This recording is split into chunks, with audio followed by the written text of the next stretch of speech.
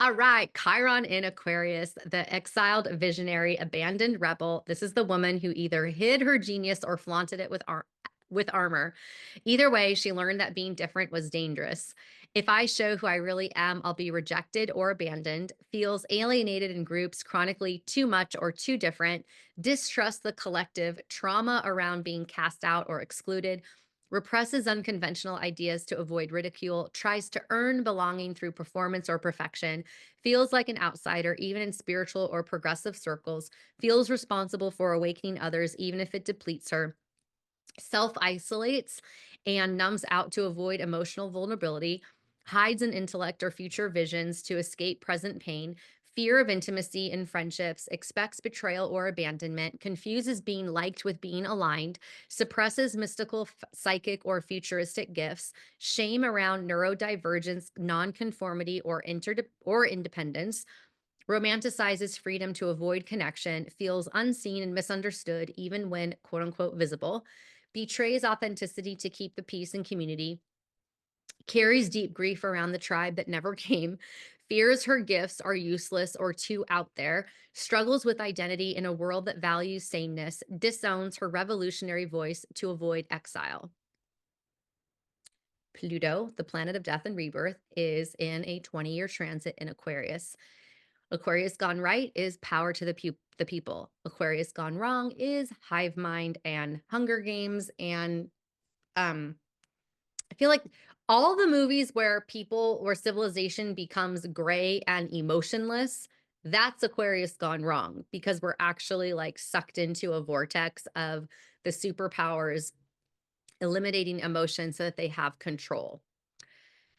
So it makes sense that if you decided that you are going to birth your consciousness, your ego, your masculine energy, your going forth energy in Aquarius, you are right on time. And you are right on time in this container to be looking at your eating and your exercise habits for you to transmute this energy. And I have Venus and Mercury in Aquarius. Those ones aren't retrograde. So how I love and how I communicate are out there. They are abstract. And I had a conversation with a friend where she's a Black woman. And I said something along the lines of thinking objectively. And she said that that was white privilege to be able to think objectively. And I dove into that and found that there is a belief that if you're white and you're thinking objectively, it's because you are viewing yourself as outside of the human condition of other people who are not white. And that horrified me and I did not like it. And I cried and cried and cried. And I felt like a horrible person until I learned about astrology and that placement in particular. And I was like, no, no, no, no. Mercury, messenger of the gods in Aquarius, in a water sign that's above Pisces, like where's the water pouring into? The electricity from the vase. Like there's so much symbology around Aquarius. But I was like, no, no, no. Like the pattern recognition, I can see from a skyscraper how all this stuff is working together. Hence using Chiron to help us with our inner child work when we're trying to regulate our nervous system and change these belief patterns. And so whatever it is for you of how you're thinking, we if you go back to what happened to women to form the patriarchy, anything that we did that did not fit into whatever they thought was concrete, we're done. We're literally burned. We're murdered. And if you think about, I was thinking about like the funny thing where they show remember that image that used to be on the internet where it was a whole bunch of boxes that were open and then next to it was one box that was open and it was like the woman's mind and the men's mind. And it was during that time where like women were being made fun of for having that. And I was like, of course you're going to make fun of us because you can only focus on one thing at a time. Duh, obviously. And so it's like if you have all this abstract information of where you're able to see out there, to see futuristically, to have mystical and psychic sight and futuristic gifts to actually see a projection of what could be going on based on your intuitive knowing. Of course, we're going to be exiled for that. And of course, if you are actually being a prophetic person, you're going to be exiled. That's how the system worked. And so anything too much, too different, rejected, abandoned, visible, out there, liked, that all goes into body image and what you look like. Think about how you feel when you're in a bikini. Think about how you feel when you tell somebody no, that you have to prioritize yourself. Whether it is, I'm not going to eat pizza. I'm really sorry. I've got to do my chicken breast tonight because I already had such and such amount of fat. So it's not going to balance out. If you're going to be that strict with macros, and I'm not saying that you should be that strict with macros. And and if somebody's like, "Hey, like, do you want to go do such and such with me?" And you're like, "No, actually, I have my appointment with my personal trainer." Well, just cancel it. And you're like, "No, I'm not canceling it. I go 2 days a week because that's my me time. I'm not canceling it."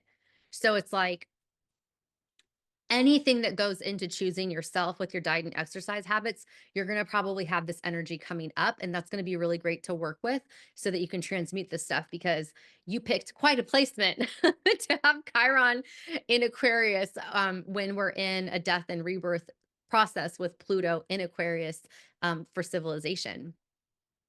Okay, the healing of Chiron and Aquarius, healing the sacred disruptor, the cosmic catalyst. This is the wild woman who owns her weird, follows her frequency, and builds the future in devotion to truth, not acceptance. My difference is my divinity. Belongs to herself, then magnetizes aligned community, speaks her vision with clarity and conviction, leads from the future but stays rooted in the present, honors emotional intimacy and energetic sovereignty, uses her gifts to uplift, not rescue the collective, doesn't dilute her essence to make others comfortable, creates sacred space for the misfits, mystics, and magic makers, reclaims the witch, the alien, the innovator within, practices grounded rebellion, truth with tact and integrity, feels safe to express eccentricity, genius and insight, turns alienation into leadership and alchemy, builds new systems that honor both individuality and unity, balances innovation with embodiment, trusts her soul frequency as her guiding light, heals collective karma through conscious community and boundary, lives outside the box, but inside her own sacred code, becomes the oracle for the new world, doesn't wait to be chosen. She chooses herself first, reminds others you don't have to fit in to belong. This is kind of huge. And with my Mercury and Venus placement in Aquarius, I want to speak to this a little bit because you are experiencing this slide in this container because I have um I've formulated everything in my fitness experience, in my personal experience into a system that I think these are the tools that are going to get you to your goal the fastest. So you're looking at 24 years of fitness, 15 years of inner work,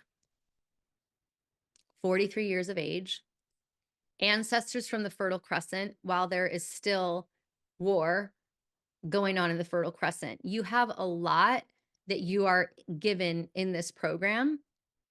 Misfits, mystics, magic makers, the things that I'm horrified about, people are like, just get over it. And I'm like, how the fuck do you just get over this? Babies are still being murdered, starved to death. Tell me how I'm supposed to get over this. Please explain to me. And so I have not let this stuff go. I've just channeled it into something that's useful. And so heals collective karma through conscious community and boundary. When I saw that the North Node was in Pisces, which I'm a Pisces sun placement, 12th house, I'm like, oh my God, like we're going into the collective karma. And I actually laughed when I finally kind of came up to the surface because I was like, oh, joke's on me. I thought we were all going into the collective unconscious.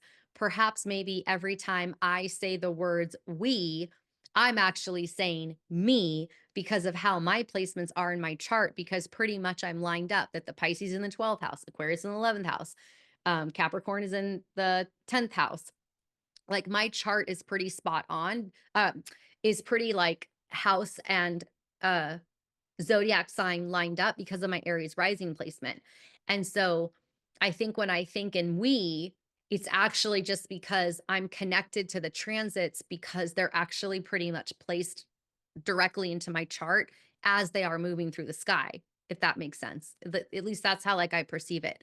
And so for this sacred disruptor cosmic catalyst to have Pluto and Aquarius right now and for you to be birthing your consciousness, it's like, how are you fully equipped and designed to lead the new civilization? That's what we're after.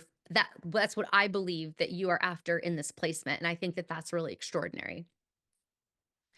Chiron and Aquarius, the wounded would say, if I reveal who I am, I will be exiled. The healing is I belong to myself. I lead the future through frequency.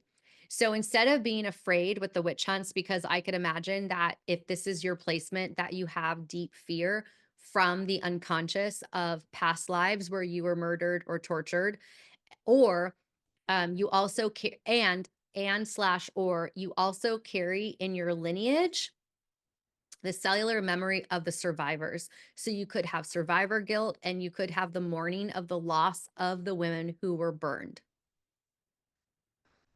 Okay. So you you revealing who you are in your frequency means that you're looking at your chart and you are alchemizing these energies through your eating and exercise, and you're just being who you are. So you don't have to say anything that would feel scary, like that fear that you're going to be killed because of this is a fear that's in you on a cellular energetic level, not necessarily of something that will happen. And so if you just keep coming back to yourself and you just let your frequency lead, knowing all of this stuff about this placement of Chiron and Aquarius and Pluto and Aquarius, that's enough. You just have to be you and the rest will take care of itself.